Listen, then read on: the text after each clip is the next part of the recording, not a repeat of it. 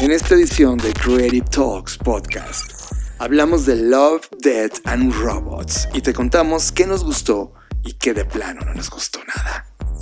Fernanda Rocha te cuenta cómo diseñar para las minorías. Y celebramos los 100 episodios del podcast Conectando Puntos. Disfruta esta edición de Creative Talks Podcast. Black Creative Intelligence presenta.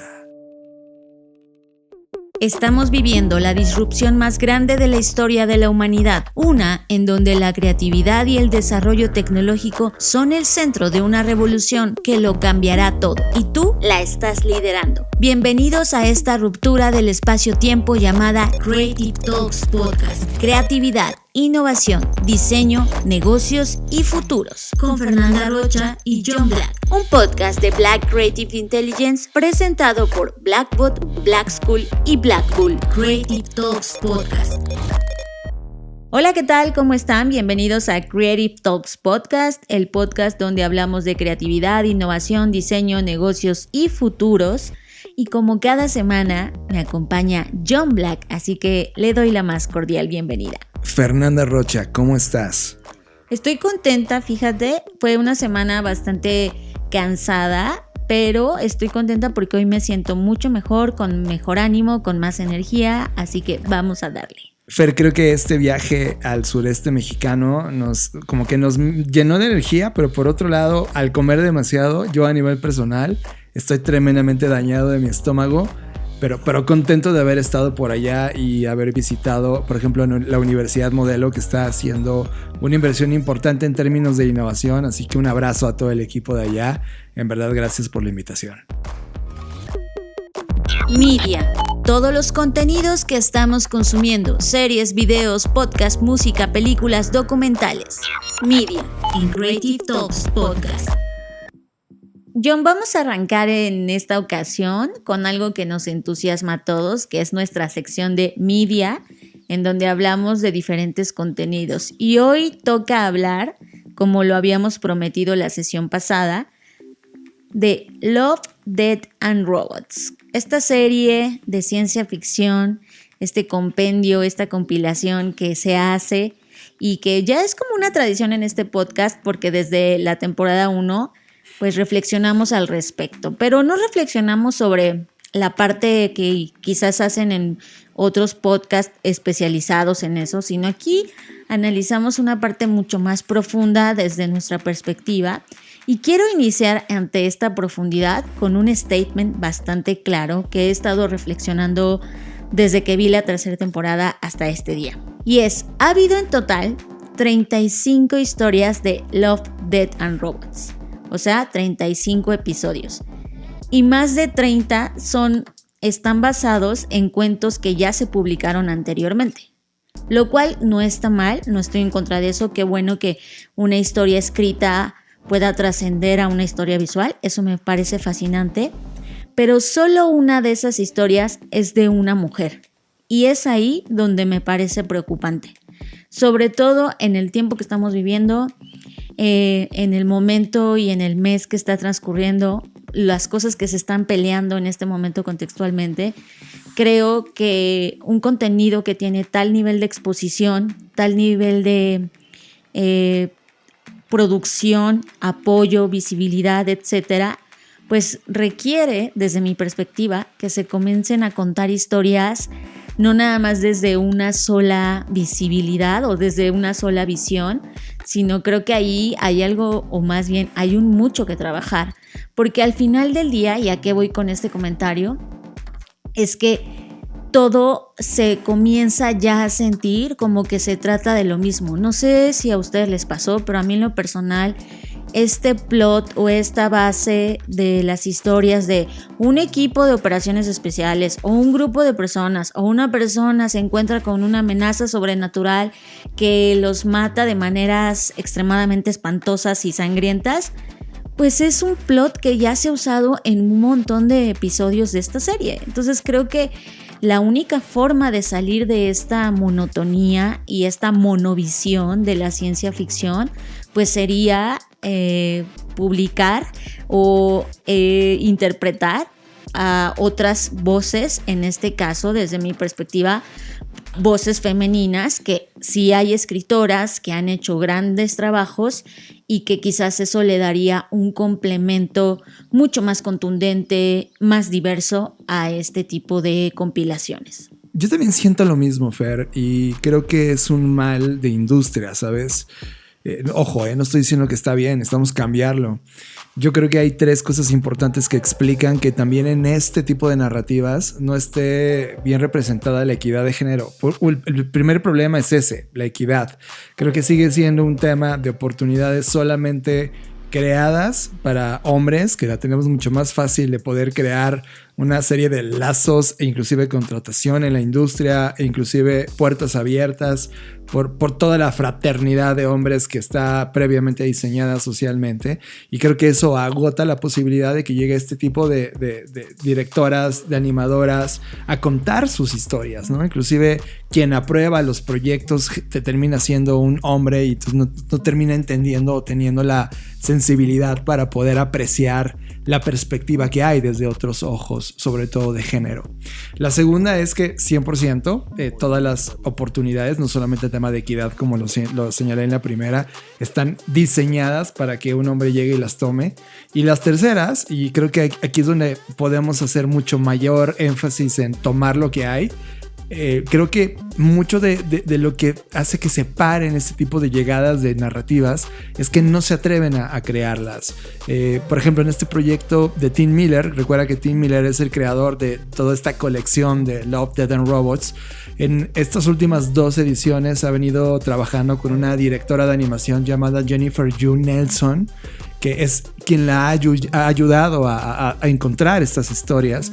Y también es que esas historias pues todavía no estaban diseñadas, ¿no? Entonces de repente hay un tema ahí cultural en donde también las mujeres no están atreviéndose, quizá por este bias de género muy puntual, donde no se sienten con las habilidades necesarias para poder competir, y sí las tienen. Entonces creo que en este momento la suma de esas 3 cualidades hacen que se sienta así, y creo que ya no puede solo sentirse así, Fer, porque terminamos en este desgaste de historias que se repiten y ahora necesitamos verla desde otros ojos. Es que eso justo es a lo que me refiero. O sea, si más de 30 historias de el total que hay, que son 35, ya son historias que están basadas en cuentos publicados, ¿por qué no tomar cuentos publicados de mujeres? O sea, porque existen. O sea, no es como que digas, ay, no, es que no hay cuentos de mujeres en ciencia ficción. O sea, no sé, la primera que se me viene a la mente es Cameron Horley, que es una escritora de ciencia ficción, que incluso ha ganado 2 premios Hugo, etcétera. O sea, como que digo, ¿por qué no toman esas historias que ya están escritas? Solo hay que interpretarlas como lo hicieron con las otras 30, ¿no? Entonces, es solo señalarlo y desde esa perspectiva, entonces analizar cuál fue, al menos mi impresión en lo personal, de esta última temporada. Y yo esta última temporada ya me sentí como con este hastío que les comento de, a ver, bueno, o sea, sorpréndeme, porque yo como espectadora espero eso, ¿no? Como de, ok, ciencia ficción, cuéntame más al respecto. Y otra vez se centró en esto de, hay un grupo de personas se topa con una amenaza sobrenatural y pues estas personas o este grupo de personas muere de una manera horrible, ¿no? Y eso pasó, pues creo que en 7 de los 9 episodios, y como que eso ya me cansó. Ahora, no por eso quiero decir que el trabajo que se hace en animación deja de ser sorprendente, para nada, o que es sencillo, para nada. Sé que esto es un gran trabajo y respeto el trabajo de todos y cada uno de los artistas que están participando, pero sí tengo este sentimiento. Ahora, a mí me gustaría analizarlo desde mi menos favorito a mi más favorito. Para mí el menos favorito, a ver, yo creo que... Yo creo que antes de irnos capítulo por capítulo, quiero poner algo que enmarca justo lo que tú también estás diciendo. Creo que me gusta que ya dejamos de hablar cuando hablamos de animación. En esta crítica inicial vamos a ver qué fotorrealismo tecnológicamente hablando tiene. Creo que ya ese marco está superado y ahora estamos ya criticando el arco narrativo, ¿no? Y la sustancia misma de cada una de la historia. Y eso me gusta, cuando la animación ya deja a un lado la tecnología y no se sabe si utilizaste Unreal o qué tipo de plataforma estás en ese momento utilizando tecnológicamente, y ahora estamos ya llegando a la crítica profunda de la historia. Creo que la animación ya trascendió y eso me emociona como género porque ya es un salto evolutivo importante. Totalmente de acuerdo contigo. Ahora, voy a hablar ahora sí de cuál es mi menos favorito hasta mi más favorito. Veamos cuál es, Fer, no tengo idea. Mi menos favorito es el primero, el de los 3 robots. ¿En serio? Sí, el de estrategias de salida. Me encantó cuando lo vimos en la temporada 1. Dije, ay, wow, sí, qué padre. Además, recordemos que esto es una adaptación del cuento de John Scalzi. Y perfecto. Pero esta segunda intervención en esta tercera temporada, pues uno ya no es ninguna contraparte del cuento, lo cual es como que ¿de dónde sacaron esto? Sé que el mismo Scalzi fue responsable de escribir el guión, o sea, como que él tomó las riendas, pero ya se me hizo como forzado, ya, o sea, como que los chistes ya sentí que eran chistes de tíos que no terminaban de caer y no, ninguno de ellos me dio gracia, incluso el final. Ya vamos a decir spoilers, lo siento. El final donde sale el gato ya se me hizo como de o sea, como aquí es donde van las risas, o qué se supone que tenía que sentir. Es que te voy a decir algo muy importante. Creo que esta serie, este tercer volumen, lo vimos enteramente en inglés, con subtítulos en inglés. ¿Estás de acuerdo? Sí. Ok. Yo sí tengo algo contra el humor y la comicidad norteamericana. La verdad es que a mí no me parece tan cómico lo que hacen. Por eso no soy tan fan de los late night shows. Me parecen con una comedia de mediana a baja, ¿sabes? Muy obvia en las cosas que hacen. Y probablemente este sinsabor de todo este volumen respecto a la comedia que maneja, porque en cada uno de los capítulos hay este guiño, hay este tipo de gags muy a la comedia norteamericana, la verdad. La verdad es que los 3 robots, si intentaban hacernos carcajear, no lo lograron, ¿no? Y es porque lo vimos en inglés. No sé cómo haya sido la traducción y no sé cómo hayan sido el doblaje. A veces el doblaje viste en términos locales mucho de lo que está ocurriendo en pantalla y que no se logró con el lenguaje original. Pero creo que ahí siento un sinsabor, Fer, por ese lado. Puede ser, a lo mejor valdría la pena verlo en español, pero creo que al final, o sea, imagínate que está mudo y al final sale el gato, aún así es como, bueno. Sí, rayan en lo obvio, aunque a mí... Y rayan como en... O sea, entiendo que se quieren burlar de lo que pasó y de todo, pero no sé, para mí fue como ya demasiado absurdo, ¿sabes? Como, no sé. O sea, no sé, no me encantó y ya está mi menos favorito. Ni modo. El mío no es el menos favorito, pero sí, a mí sí me parece interesante que 3 robots que están buscando cómo nacieron, o sea, dónde están los orígenes de su civilización, y su civilización nace cuando nosotros los inventamos a ellos, ¿no? Este apocalipsis que atravesamos en términos culturales, para que ellos vean de dónde nace. Es un museo vivo y de alguna manera... Cuando tú visitas un museo, pues tienes y sobre todo a la edad que tienen los robots, que son como robots más juveniles, ¿no? Más como en este descubrimiento de la vida, pues se topan a su manera de entender el mundo lo que los humanos habíamos hecho. Y me parece a mí, solo como detalle, como guiño, que hayamos creado una cultura de los millonarios sobre el mar para salvarnos, pues no funcionó de nada. Y termina Elon Musk pues también fracasando en ese intento por llevarse a la humanidad a otro lado.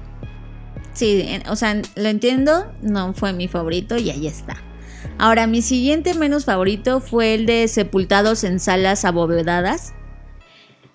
También, o sea, es lo mismo. Ahora, un grupo de personas de fuerzas especiales, igual, te digo, es el mismo plot, ¿no? Se enfrentan con una cosa maquiavélica que los termina matando de manera espantosa. Y es como...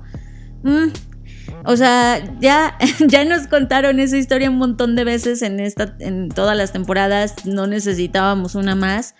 Admito que el realismo, hiperrealismo está increíble. O sea, ya no sabía si eran realmente actores, etcétera. Pero no me encantó, me pareció lo mismo, más de lo mismo.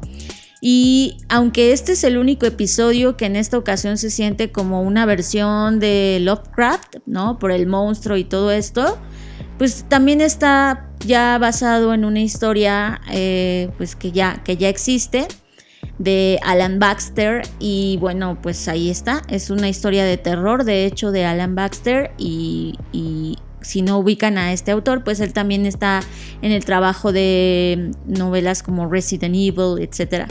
Entonces, bueno, pues no me encantó. Fue como, bueno, sí, siguiente. Yo coincido contigo, ese fue mi peor.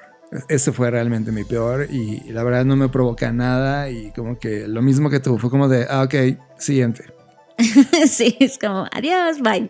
Bueno, ahora, en mi orden de preferencias, mi siguiente no favorito, aunque es muy chistoso, el de La Noche de los Mini Muertos.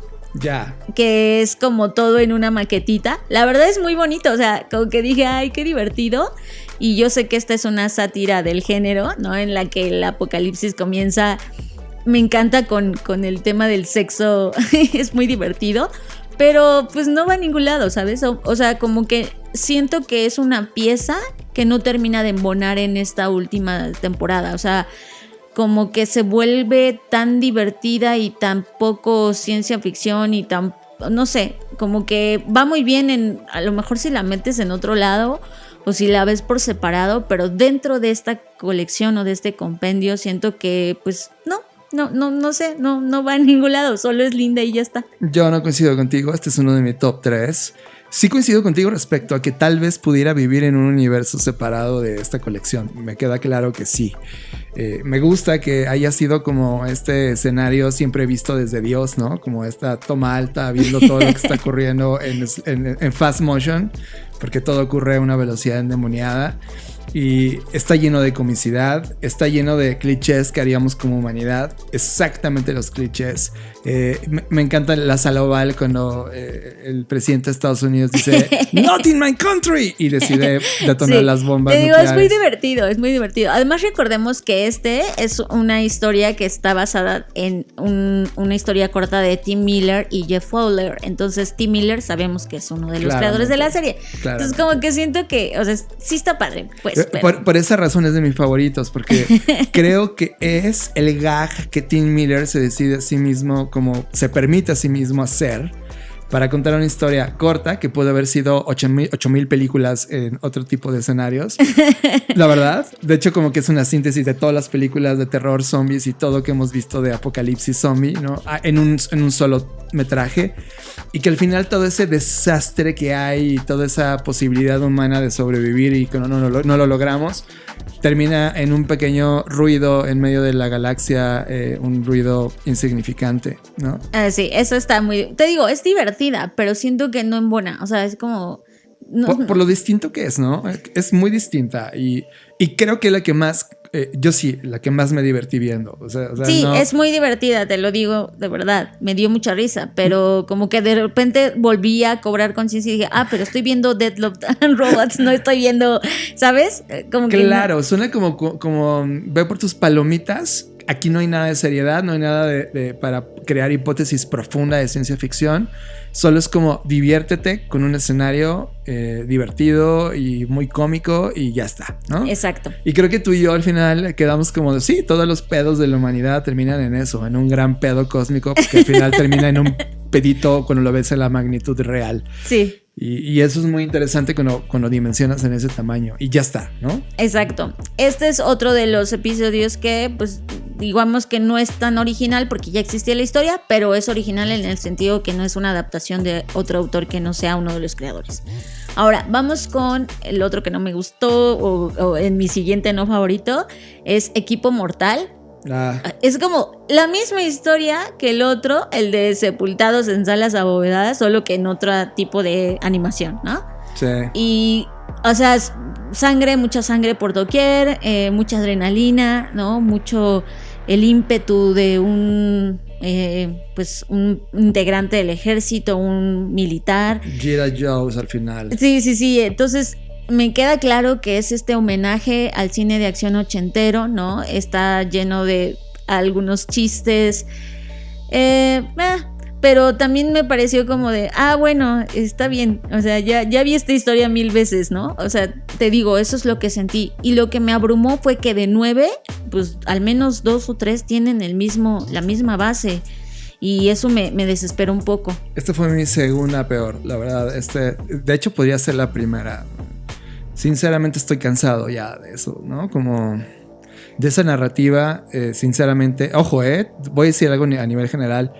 Esta tercera entrega no es tan mala como la segunda que hicieron, ¿no? No. Eso es algo que hay que decir. O sea, realmente, pero no es tan buena como la primera. No, sobre todo cuando tiene estos grandes problemas con este tipo de selecciones. Yo no sé si el tiempo de entre una y otra entrega no les ha permitido realizar una curaduría mucho más profunda o dejar terminar a equipos de animación que terminen obras mucho más serias y mucho más importantes que esto. Pero a mí Equipo Mortal me parece que pudo no haber estado y no pasaba nada, ¿sabes? Uh-huh. Sí entiendo. Y estoy cansado de esas narrativas. La siguiente en mi lista es Las ratas de Mason. En lo personal no me gustan las ratas. Tengo un problema muy grave con los roedores. Trabajo, ¿no? Me costó mucho trabajo verla. Pero bueno, quitando ese sesgo personal que tengo, porque tengo no fobia, sino repulsión real a todos los roedores. Más allá de esto, pues este cuento, bueno, este cortometraje que está basado a su vez en un cuento, me parece como, o sea, está bien, ¿no? Pero pues nada más, o sea, esto es otro de los como autores favoritos de esta serie, porque tenemos Scalzi, que es uno de los que ya mencionamos, uh-huh. Y está Neil Asher, que también es un autor bastante familiar, que parece que la franquicia adora. Y él hizo, por ejemplo, 2 en este caso, el de Mason Rats, que es el de las ratas, y el de Bad Traveling, o el de Mal Viaje. Que eso me parece, ya lo platicaremos, pero creo que de lo mejor de esta entrega. En este caso, me parece como muy injusto que haya 2 historias de un solo autor, porque quitas la oportunidad de que haya otras historias de otros autores. Entonces, si tuviera que descartar alguna de las historias de Neil Asher, pues quito esta de las ratas. Aunque es muy cómico y todo, pues no es tan buena como la otra. Por eso es que está también entre mis menos favoritas, o está en esta posición, porque considero que no es justo que haya 2 propuestas de un solo autor. Que es justo lo que apoya mi hipótesis, ¿no, Fer? De que los está apurando demasiado Netflix en las entregas. Y es como, oye, cálmate, claramente esto no es una serie de Buffy la cazavampiros. Esto involucra mucha tecnología. Con todo respeto a Buffy, yo sin tanto respeto. Quizá con un poco de nostalgia nada más. Pero sí entiendo que se quedaron sin esta curaduría, Fer. Y creo que al final terminaron colocando este par de proyectos. A mí sí me gustó. Tengo que decirte que al inicio me parecía como, a ver, es un granjero que tiene un problema de ratas y llega la tecnología a exterminarlas, pero de repente te das cuenta que las ratas tienen inteligencia e inclusive una estructura social, y de repente ves reflejados o traes estas memorias de las guerras humanas, cómo nos hemos exterminado a nosotros mismos. Y eso estaba haciendo el granjero hasta que llega en un punto en donde logra entender la lucha que están haciendo en ese momento la sociedad de ratas, tratando de sobrevivir pese a la tecnología que va trayendo por actualización contra esa guerra, y termina hermanándose a la rebelión de las ratas y teniendo una empatía sobre la lucha que ellas están siguiendo y un plan como para vivir juntos e integrados a partir de ese camino. Esa foto final, ese desenlace encantador, que ya no tiene que ver con la comedia, sino después de esa brutalidad y carnicería que hay a lo largo de ese cortometraje de animación, termina en este choque de empatía mutua, y eso a mí me agradó. Pues sí, o sea, lo entiendo, pero ya expliqué mis razones, ¿no? Prefiero la de Bad Traveling. Chido, ¿no? Chido por tu te llamamos, adiós. Pero bueno, el siguiente es Mal Viaje, que ya mencioné, también es de este autor. Y bueno, pues en esta ocasión, pues David Fincher es quien dirige, lo cual mucha gente estaba así de, ¡ay, qué padre!, ¿no? Porque son fans de David Fincher. Sí. Para mí es como, o sea, trato de no sesgarme de decir, ay, como es de él, va a estar increíble, sino analizarlo realmente. Y como ya mencioné, la historia original es de este autor, que es un gran autor de ciencia ficción. O sea, vale la pena Neil Asher buscarlo y buscar su obra.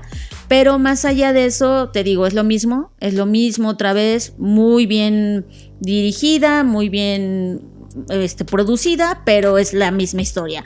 Un grupo de personas se encuentran con un monstruo, el monstruo los ataca, los mata y fin, ¿no? Es como, ya basta. O sea, este ya era el tercero que llevaba la misma historia. Yo ya estaba así de, por favor, paren esto, ya no puedo más.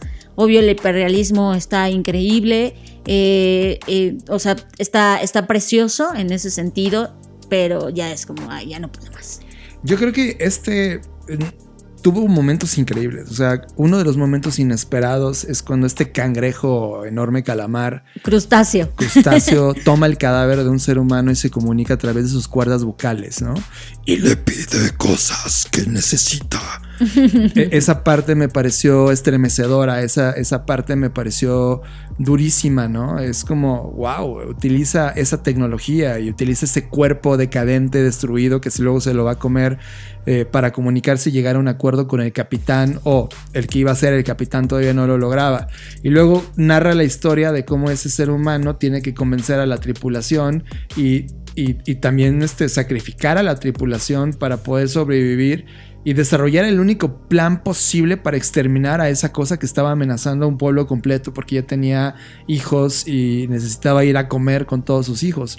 A mí sí me despertó un sentimiento de terror importante. Creo que la historia es súper bien narrada, me parece de lo mejor que hay en la serie. Esta es como mi segunda más importante.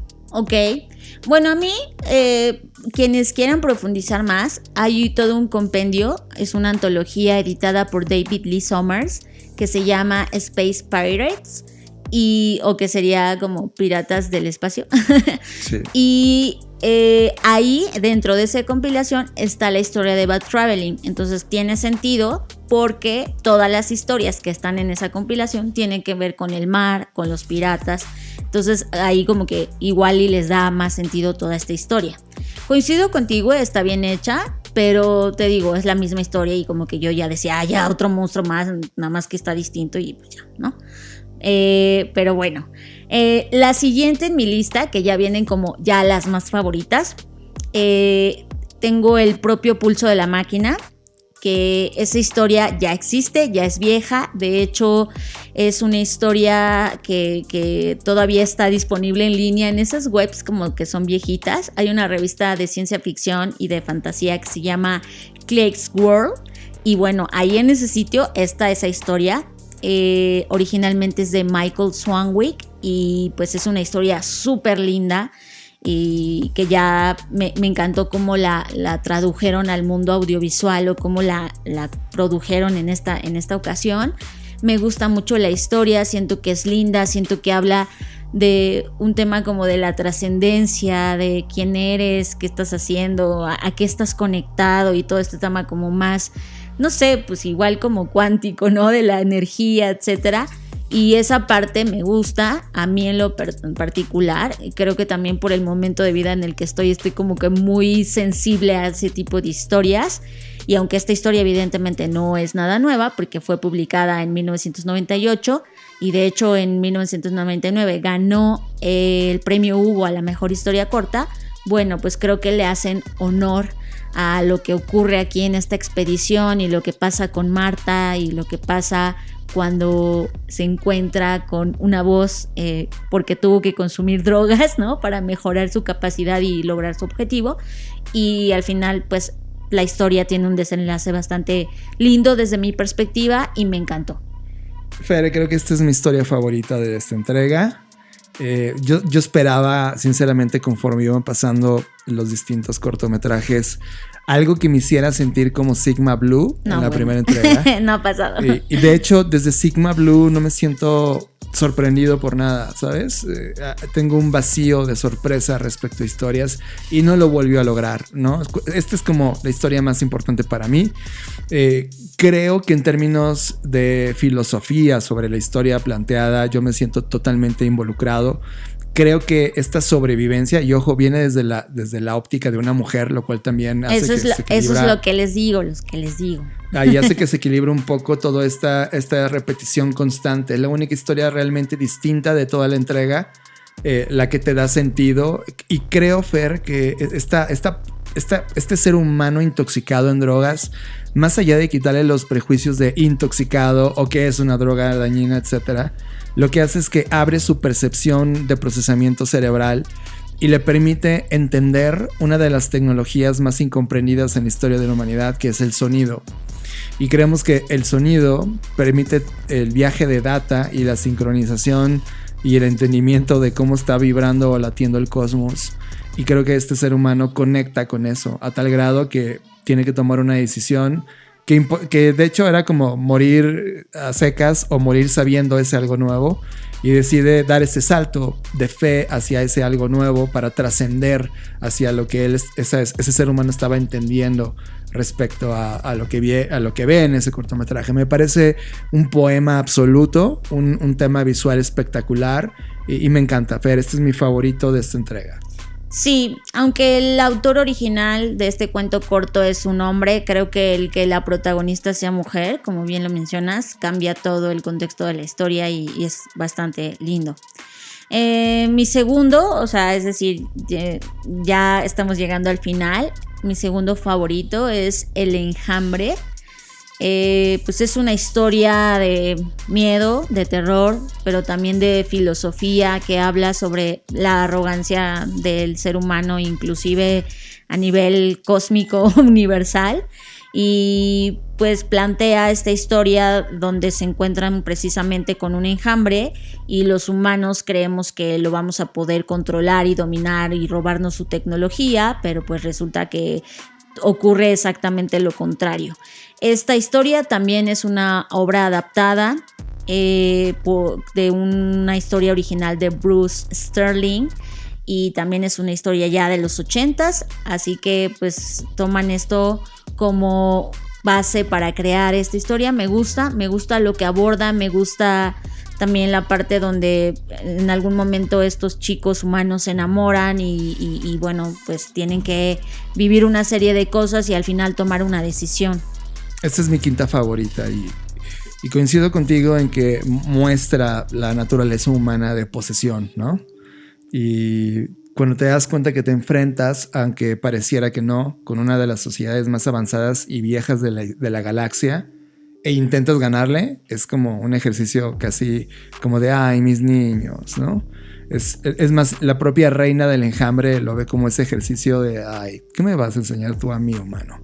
Sí, como de yo he estado millones de años aquí, ¿no? Sí, yo he sobrevivido a cosas como tú, todavía más radicales, ¿no? Es como no somos nada en esa historia, pero aún así la humanidad muestra a través de esta historia de amor, trata de justificar la ambición del conocimiento para dominar a otros, porque esa era la idea de todo. La verdad es que muy, muy parecido a muchas historias que hemos visto de ciencia ficción, pero visualmente es espectacular. Eso son de las que mejor lo logran visualmente. Y vale la pena mencionar que esta es como una introducción a todo un universo del autor, de Bruce Sterling, que inclusive se puede leer en una historia que se llama Ascendances, The Best of Bruce Sterling. En esa colección puedes ver como qué pasa con todo este universo, por qué se generó, por qué es tenido, etcétera. Y creo que si te quedaste picado, pues ver o leer esta obra te puede ayudar como a tener una visión más completa de todo este relato. Y bueno, finalmente llegamos a mi top 1. Y ahí tengo a Jíbaro. Este es tu top 1. Este es mi top 1. Nice. No solamente porque es un autor español, lo cual apoyo a todos los hispanohablantes, Alberto Mielgo, sino porque ya había demostrado pues, sus obras, sobre todo en la primera temporada con la historia de Limpiaparabrisas, que además le valió el Oscar. Bueno, pues ahora nos vuelve a sorprender con esta nueva historia de Jíbaro, que además aplaudo que, a diferencia de todas las que ya contamos, que son una interpretación de obras ya existentes, esta es original, es decir, se creó el guión original, la historia original para esto en particular, lo cual aplaudo. y me encantó porque habla pues de las relaciones tóxicas, ¿no? De cómo a veces te involucras en cosas que parecen fascinantes y que parecen demasiado atractivas y no te cuestionas o no quieres cuestionarte porque eso implica dolor y no te cuestionas qué tanto daño te está haciendo esa cosa que al principio parecía amor o parecía otra cosa, ¿no? Me encantó lo que, pues todos los colores, la música, la idea de la ritualización, el cortejo, el baile y esta también idea que tenemos como muy arraigada sobre las sirenas, ¿no? Es un poco eso, que te encantan con su voz, pero ¿qué pasa si eres sordo? No puedes escuchar. Entonces hay muchas cosas en esta serie que no es en esta serie, en este corto que me encantan. Me encanta también la idea como de la conquista. De hecho, por ahí estuve leyendo que algunos analistas se fueron por ese camino, suponiendo que el autor o Mielgo quería hablar de la conquista española y ya él dijo que no iba por ahí, que más bien se estaba enfocando sí en las relaciones tóxicas y todo eso, pero al final del día pues él lo deja abierto y dice, bueno, al final ustedes pueden creer lo que ustedes quieran, ¿no? Y creo que es lo padre de las historias, cada uno le puede dar una interpretación desde la perspectiva, desde lo que estás viviendo, desde lo que en ese momento está ocurriendo contigo. Y a mí me encantó, además de que tiene como todas las emociones, ¿no? En un arco narrativo, primero estás encantado también con el baile, la música, todo, y de repente el dolor y luego la alegría y luego, o sea, creo que maneja muy bien todas las emociones y todas las emociones posibles que nos permite atravesar, y me encantó que hayan cerrado con este episodio. Creo que lo hicieron bien, o sea, como que después de que ya estabas, en mi caso, como harta de ay otra vez, tenemos esta que, ojo, quiero resaltar algo, si lo ponemos en sentido estricto es la misma historia, un grupo de personas se encuentran con un monstruo que los mata y fin, ¿no? Pero creo que la forma en la que lo cuenta Alberto Mielgo es totalmente distinta, bastante propositiva, con nuevas cosas que no habíamos visto, al menos no en este compendio, y eso es lo que me gusta, porque te incomoda pero al mismo tiempo te encanta, y eso es eso es una gran historia, ¿no? Algo que se vuelve tóxico, violento, pero al mismo tiempo tan conectado con lo que entendemos por amor, o el amor romántico al menos, y es muy catalizador en ese sentido, así que es mi favorita. Qué bueno que deja abierta la interpretación personal, porque para mí esta fábula pone en claro la avaricia del ser humano y la destrucción que somos capaces de hacer en búsqueda de nuestros objetivos puntuales. Yo vi una relación más de, por ejemplo, la naturaleza, Fer. O sea, yo casi logro ver encarnada la naturaleza en esta figura femenina llena de riqueza y oro, y cómo el ser humano se ha dedicado solamente a tomar de la naturaleza lo que necesita, y a cambio, pues en realidad la hemos asesinado, ¿no? Y puede que la naturaleza se enamore de ti, que es como lo que ocurre en esta historia. Hay una relación tóxica entre amor, deseo, dolor, y al final del día pues el ser humano termina tomando lo suyo, ¿no? Y destrozándola. Creo que es transgresora, me parece una historia brutal. Tecnológicamente es impresionante lo que sucede en el agua. Todas las escenas de agua me parecen brutales, pareciera que estás viendo una película normal, ¿sabes? Y ver que sobre el agua puede ocurrir este tipo de danza es algo que me voló la cabeza brutal. Sin embargo, es mi cuarta más importante de toda esta entrega. Pues ahí está. Y bueno, ya se sabe que va a haber una cuarta. Esperamos que inviten a otras autoras que se pongan a investigar ciencia ficción escrita por mujeres, que hay bastante, que inviten también e interpreten historias latinoamericanas. Creo que en México, Chile han hecho grandes historias de ciencia ficción, y creo que además beneficiaría, ¿no? Porque se ven muy poco este tipo de historias, y creo que sería una gran oportunidad para pronunciarse en ese sentido y hacer que el mundo conozca otras perspectivas y visiones, porque eso es lo rico desde mi perspectiva de la ciencia ficción, ¿no? Que podamos ver el mundo a través de los ojos de otras personas y cuestionarnos qué estamos haciendo, porque al final del día la ciencia ficción siempre ha hecho eso, ¿no? Cuestionar el presente para ver hacia qué futuro nos queremos dirigir. Y yo seguiré con hambre esperando al siguiente Sigma Blue. Estás escuchando Creative Talks Podcast con Fernanda Rocha y John Black.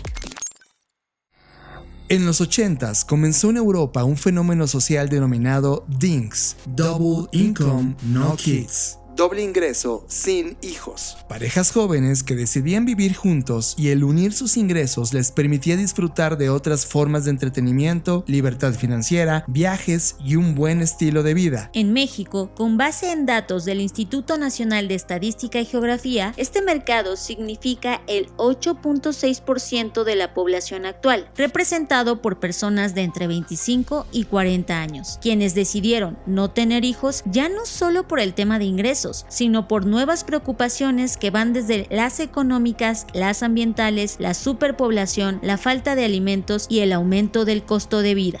Ante este escenario nos preguntamos, ¿qué pasaría con alguien que sí quiere tener hijos, pero no puede hacerlo por diferentes razones? ¿Podría ser el futuro de la paternidad un futuro en el que no tengamos niños reales, pero sí niños virtuales en el metaverso? Catriona Campbell, una de las principales autoridades en Reino Unido sobre inteligencia artificial, publicó un nuevo libro titulado Inteligencia Artificial bajo diseño, en el que menciona que los futuros padres pronto podrán optar por una descendencia digital, barata y cómoda. Menciona que dentro de 50 años la tecnología habrá avanzado a tal punto que existirán niños virtuales en el metaverso. Ella ha llamado a este grupo demográfico digital la generación Tamagotchi, en honor a esos juguetes digitales de Japón.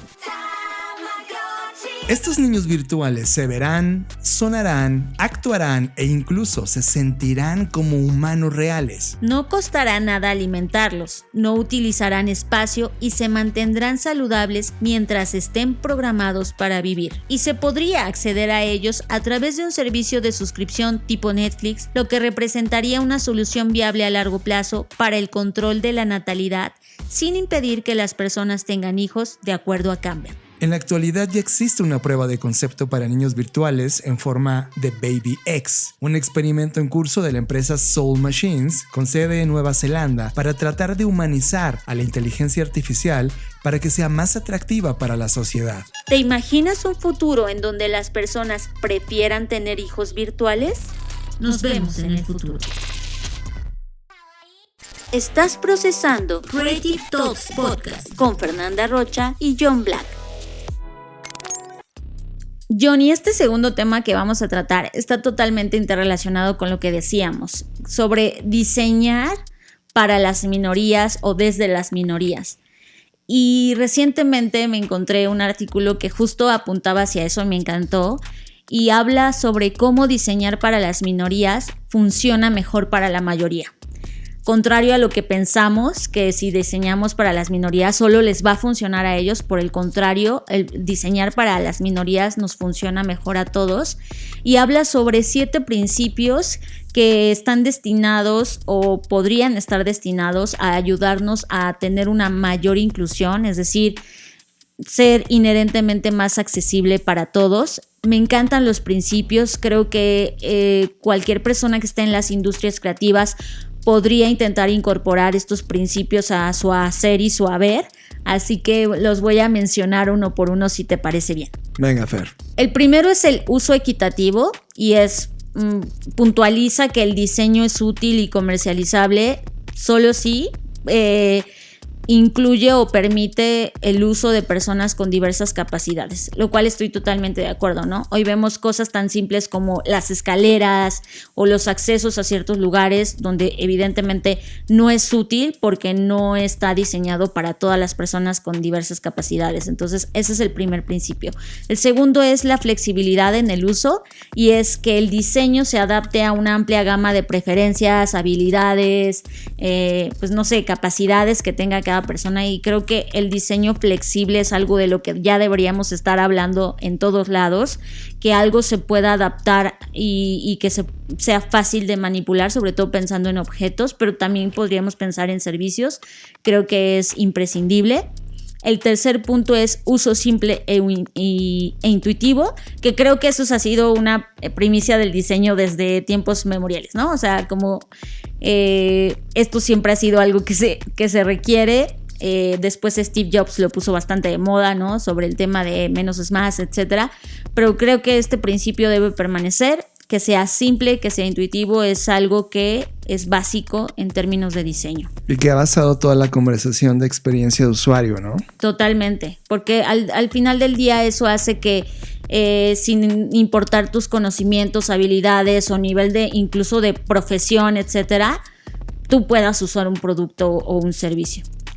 El cuarto punto es información perceptible, y esto tiene que ver con cómo el diseño comunica la información necesaria de manera efectiva. Y aquí podríamos pensar no solamente en las condiciones ambientales o las capacidades sensoriales del usuario, sino todo este tema de privacidad, ¿no? Creo que el día de hoy la información no es perceptible, todo está como oculto, todo está como en secreto para que no te des cuenta que estás dando información o que te están espiando o que te están vigilando, y creo que eso tenemos que romperlo, porque al final del día yo hoy voy a poner un ejemplo puntual. Veo mucha gente que dice, es que quiero trabajar para Rappi porque me encanta lo que están haciendo en mi experiencia de usuario, y es como, ok, sí, pero sí estás consciente que si trabajas para Rappi te vas a volver cómplice de una serie de cosas, entre ellas la precarización laboral, por ejemplo.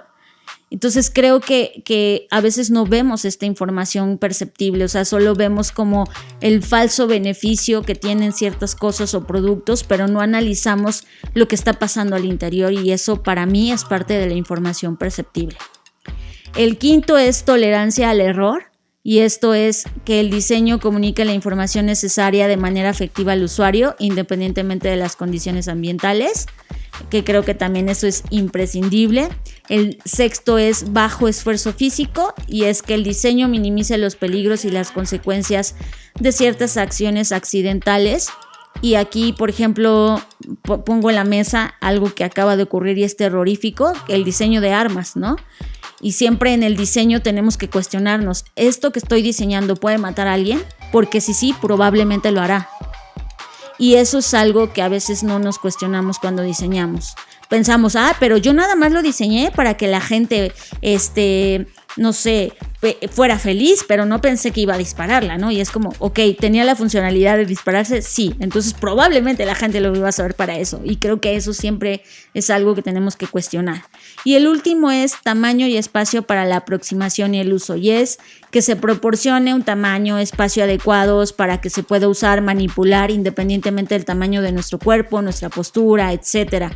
Y creo que esa es otra de las cosas que hoy está pasando con el diseño, ¿no? Hay cosas que están diseñadas solamente si tienes una mega casa donde te va a caber una mesa, pero resulta que pues no te cabe, porque hoy vivimos en departamentos o en territorios bien pequeños, y creo que esto es parte de lo que ya se mencionó, del parte del diseño flexible, intuitivo, pero también pensar para qué espacio y qué uso se le va a dar a esa cosa, creo que es básico. De acuerdo a lo que dice el artículo, pues si contemplamos estas cosas con las respectivas preguntas que las acompañan, pues podremos generar un pequeño cambio en términos de accesibilidad para aportar mayores beneficios no solamente a las personas con alguna discapacidad, sino a todos los seres humanos. Esto me parece fundamental, Fer. Ahora mismo estoy leyendo un libro de Víctor Papanek que prácticamente me ha acompañado desde que regresamos de viaje en Francia, y no he podido terminar de leer el libro por lo profundo que es. Y coincido con él en una cosa: estamos en un problema ético del diseño. Creo que las generaciones pasadas de diseñadores pusieron su talento y todo su conocimiento sobre crear y diseñar a favor de la economía, y ya está. Y lo que ha sucedido ahora en los últimos 20 años, desde el nacimiento del pensamiento de diseño o design thinking, es que hemos tratado de resolver ese problema solo basado en la industrialización y comercialización del diseño para ahora resolver problemas humanos, y pusimos al humano en el centro. Y ahora, después de 20 años de hacer eso o intentar hacerlo, estamos viendo de que todavía se quedó corto, y ahora necesitamos, más allá de poner al humano en el centro, poner a la experiencia de vida en el centro, y ahí caben humanos, personas, contexto, no usuarios, etc. Creo que esta maduración sobre, oigan, necesitamos primero resolver y poner el foco en esta minoría, me parece fundamental si ponemos el foco también correcto de aproximación a no solamente hacerlo human-centered, sino también life experience-centered. Y esto va desde la experiencia de un animal o un medio ambiente hasta tu experiencia comercial usando ese producto o servicio. Estás conectado a Creative Talks Podcast con Fernanda Rocha y John Black. Y bueno, llegó el momento de despedirnos, pero dejamos lo mejor para el último de este episodio. Y como ustedes saben, nosotros tenemos a nuestros guardianes y afortunadamente amigos que se encargan de toda la parte del diseño financiero de Blackbot. Y ellos están celebrando su episodio número 100, lo cual celebramos junto con ellos porque sabemos que llegar a esa cantidad se dice fácil, pero no lo es. Requiere bastante disciplina, investigación y todo lo que requiere hacer un buen podcast. Así que les felicitamos. Su podcast es Conectando Puntos. Y aquí tenemos algunas preguntas que les hicimos con sus respectivas respuestas para entender mejor cómo es que han llegado hasta aquí, cuál ha sido su proceso y saber un poco más de Luis Armando y de Imelda Schaeffer. Yo antes de poner los audios y las preguntas que les hicimos y nos contestaron y que a su vez ellos nos hicieron preguntas y vayan a su celebración de los 100 episodios porque van a encontrar respuestas que nosotros hicimos para ellos. Quisiera enseñarles o contarles rápido que crear un podcast puede ser muy fácil si tienes muy claro el concepto, pero dedicar el tiempo a estudiar, documentar, entender, chocar contigo mismo y las ideas que terminas plasmando en el micrófono con tanta responsabilidad, termina siendo una labor que te puede tomar entre 20 y 30 o más horas a la semana, que cada uno de estos seres humanos que escuchas un podcast dedica para poder armarlo y luego sonorizarlo y luego crear la producción y finalmente exportarlo.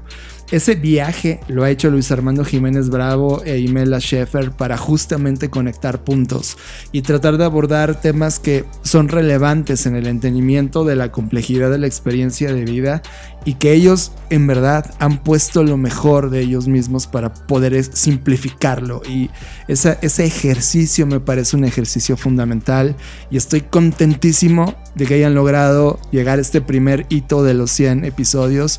Un abrazo enorme para ambos. Estás escuchando Conectando Puntos con Luis Armando Jiménez Bravo e Imelda Schaeffer, presentado por CESC Consultores. Conectando Puntos. Un saludo a todos los escuchas de Creative Talks. Yo soy Imelda Schaeffer. Y yo, Luis Armando Jiménez Bravo. Y somos el podcast Conectando Puntos. Estamos felices y muy emocionados de realizar esta dinámica entre los podcasts. Y ahora vamos a responder a las preguntas que Creative Talks nos hizo. La pregunta número 1 es: ¿en qué momento esta conexión de puntos podría tornarse en una desconexión de puntos, dado la evolución de la información y que a veces es necesario parar para desconectar? Bueno, retomando un poco la pregunta, cuando tomamos toda esta data se convierte en información y luego comienza la desconexión. Primero nosotros consideramos que esa data se empieza a acumular o se empieza a crear este avance del cuestionamiento en la búsqueda de las relaciones entre múltiples datos. Y la desconexión inicia cuando se define un objetivo para la información. Esto es en la pregunta que nos planteaba John de la punta. Cuando tú tienes clara la punta, el objetivo dentro de esta colección de data, para qué la vas a usar, la vas a transformar, ahí cuando empiezas a discriminar es cuando inicia la desconexión. Así es, como lo comentas, cuando la información tiene un objetivo, es tener el principio medular, el cual te va guiando y va guiando las conexiones y la transformación de esa data. De hecho, no es fácil de hacer o de explicar, ya que nos sucede a veces el fenómeno de irse por la tangente, lo que uno mucho lo conocemos coloquialmente, pero justamente esto viene cuando te dejas llevar por la data. Dejas que trace tu camino de pensamiento y pierdes la vista de hacia dónde quieres ir. Es difícil soltar los puntos que notas que te están llevando por otro lado, pero para mantener tu rumbo es indispensable hacerlo y regresar, porque de lo contrario uno se pierde en su propio tren de pensamiento y al final no llegas a la estación. Respecto a la segunda parte de esa pregunta de cómo sacar lo mejor o cómo llegar a lo mejor de esa experiencia de desconexión, estamos proponiendo de una manera sencilla esto: que tú sepas quién eres, qué buscas y qué entiendes. porque en función de las respuestas a esas 3 preguntas es la punta que vas a definir, es la data que vas a buscar, son las fuentes en las que vas a comenzar a buscar, son las formas en las que la vas a validar, es tu corriente de pensamiento, es la forma en la que vas a estructurar la información y posteriormente comenzar la desconexión a la discriminación de la información. Entonces, justamente cómo sacar lo mejor de una experiencia de conexión y desconexión de puntos es respondiendo esas 3 preguntas: quién eres, qué buscas y qué entiendes. Pregunta 2. ¿Cuál es el punto que han conectado que les ha sorprendido o impactado más? Qué pregunta tan complicada. Creo que tenemos una respuesta común, ¿no? Porque hemos viajado en este tren, Imelda y yo, en este viaje. Bueno, algo que puedo decir, al menos personalmente, es en esta línea de tiempo que he estado viviendo, pues he hecho múltiples conexiones. Y un fenómeno que se ha dado con esas conexiones y conectando justamente con la respuesta a la primera pregunta, cada vez que se dio este fenómeno de recabar la data, de organizarla, de definir una punta, de empezar la desconexión, es como si fueras escalando peldaños, como si cada uno fuera una plataforma diferente. Y en cada plataforma se ven cosas que antes no se veían y empiezas a ver relaciones que antes no veían. Entonces en cada plataforma ha habido un punto que me ha sorprendido mucho. Naturalmente, con este nivel de escalones que hemos subido, pues francamente ya no me acuerdo de la historia de todos los puntos cuál es el que más me ha sorprendido e impactado. Pero sí puedo hablar del que en este momento, en esta plataforma en la que me encuentro actualmente, cuál es el que me está impactando más. Y bueno, es un punto conexo, está conectado, que es justamente los resultados de la prueba PISA, hablando de data. Un análisis del sistema tributario en México a nivel de fondo, desde cuál es la exposición de motivos y el sentido de la tributación, empatado con su contradicción con el concepto de competitividad establecido a nivel constitucional, y una conexión histórica del desarrollo de la economía mexicana desde la Nueva España. Todo esto conectado, yo lo resumiría para ponerlo como un solo punto, que fue la pregunta. Que el enfoque del desarrollo económico en México es tener buenos trabajadores, buenos empleados y no así realmente propiciar generadores de empleo. Y bueno, la idea es muy compleja, como ya les dije, se conectan todos estos puntos, pero bueno, para darles un poquito de explicación de ese punto, porque es el que me sorprende más.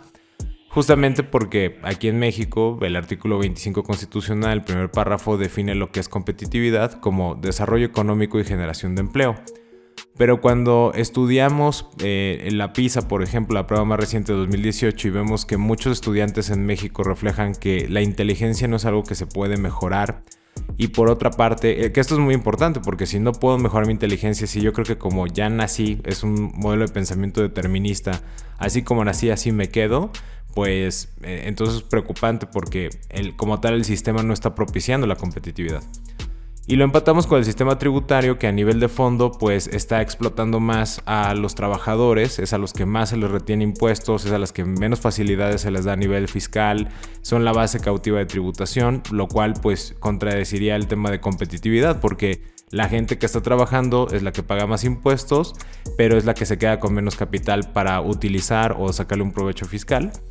Y cuando investigué más a fondo el tema del desarrollo de la economía mexicana desde la Nueva España, pues me di cuenta que la herencia que nos dejó la parte de la colonia fue justamente un modelo proteccionista que no le daba entrada a la innovación, a la tecnología, el principio de 3 tipos de capitalismo, el rentista, el mercantil y el de producción, pero de una producción muy incipiente sin innovación, sino que creen basada en la mano de obra. Y cuando llegó el liberalismo en México, el enfoque principal de la exposición de motivos fue justamente tener mano de obra calificada para atraer extranjeros para que nos dieran empleo.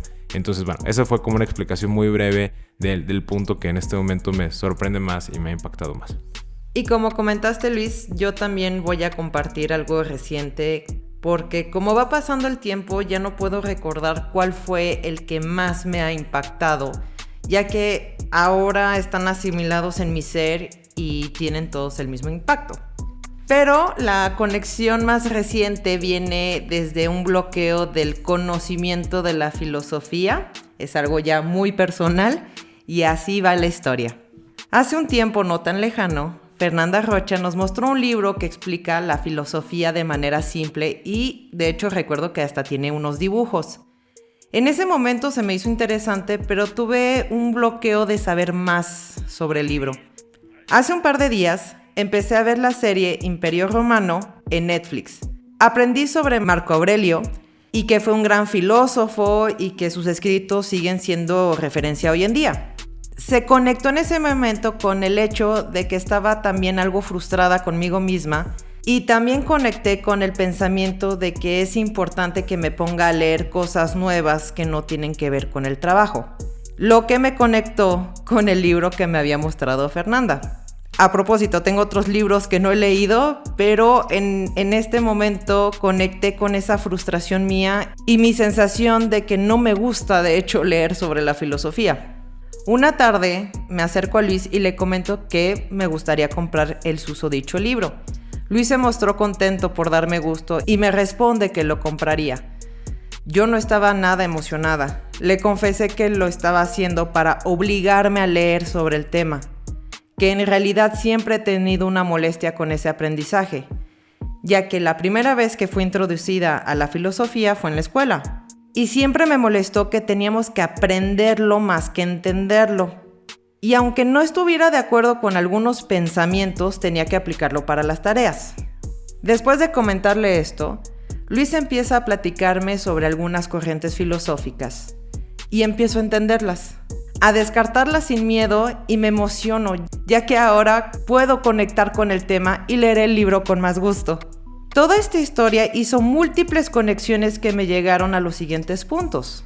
No tuve una buena primera experiencia con el tema. Mi actitud en ese momento de vida hizo que lo bloqueara y manifestara que eso es algo que no me gusta. Y he querido ser curiosa al respecto, pero mi bloqueo había sido más fuerte. Y de todo esto saqué esta frase. El nacimiento de nuestra visión y curiosidad de las cosas dependen de cómo fue y cómo reaccionamos a nuestra primera interacción. Para mí fue muy importante esta reflexión que vino de un conjunto de interconexiones, y al tener esto entendido, puedo darme cuenta que no porque tengo un bloqueo significa que no se puede desbloquear. Es importante compartir con las personas correctas que pueden mejorarte y aliviarte. Y por eso es el que tengo ahorita ese shock de conexión que me dio este alivio emocional. Pregunta 3. Si tuvieran que elegir un punto conectado y guardarlo en un mensaje para la siguiente generación, ¿cuál sería? Encuentra las conexiones. Todo es una red que está ahí para que las entiendas por medio de sus relaciones. Y para encontrar las conexiones necesitas curiosidad. Curiosidad en ti, en la masa, en lo existente y en lo imaginativo. Porque con ello te permitirá entenderlo y moldear la realidad. Cuestiona todo, organiza las respuestas que obtengas y vuélvelas a cuestionar. Reorganiza, plantea una postura y en cada contexto vuélvela a cuestionar. De manera tal que cuando el miedo te aborde, lo cuestiones y te conviertas en una nueva persona. Nunca sabrás si mejor o peor, porque eso dependerá de lo que cuestiones, pero sí diferente. Y en esta vida, las diferencias arrojan nuevas respuestas a preguntas añejas. Lo único constante es el cambio, como dijo Heráclito. Los invitamos a que sigamos conectando. Escuchaste Conectando Puntos con Luis Armando Jiménez Bravo e Imelda Schaeffer, presentado por CESC Consultores, un podcast de Black Creative Intelligence. Conectando Puntos. Fer, llegamos a la parte final de este podcast, agradeciendo a todos los que siguen escuchándonos y los que siguen moviéndolo por todos lados. No hemos visto más que cómo este podcast viene creciendo. Gracias. Donde quiera que estés escuchando este podcast, en verdad, gracias por dedicarnos este espacio de tiempo en tus vidas, y esperamos aportar muchísimo valor a tu timeline, y eso nos encanta poder hacerlo a través del audio. ¿Qué tal? Dice John que en tus vidas, porque ya estamos en todas tus vidas. Es que creo que cada uno de nosotros tenemos distintas vidas, ¿no? Hay una vida que es la vida real y es la que te identifica cuando estás en el mundo físico, pero en cuanto haces este switch hacia cualquiera de tus plataformas digitales, es otra vida, es como no eres la misma. En eso te apoyo, sí, tienes toda la razón. Entonces, creo que ahora estamos viviendo muchas vidas simultáneas en paralelo, donde cada una de ellas estamos mostrando una de nuestras personalidades, porque además esa red social te permite explotar esa personalidad. Totalmente de acuerdo contigo y también siento este agradecimiento y nada más que aportar, nada más que decir, más que agradecimiento y decirles que nos vemos en el futuro. Escuchaste Creative Talks Podcast con Fernanda Rocha y John Black, un podcast de Black Creative Intelligence, presentado por Blackbot, Black School y Black Bull. Nos vemos en el futuro. Black Creative Intelligence presenta.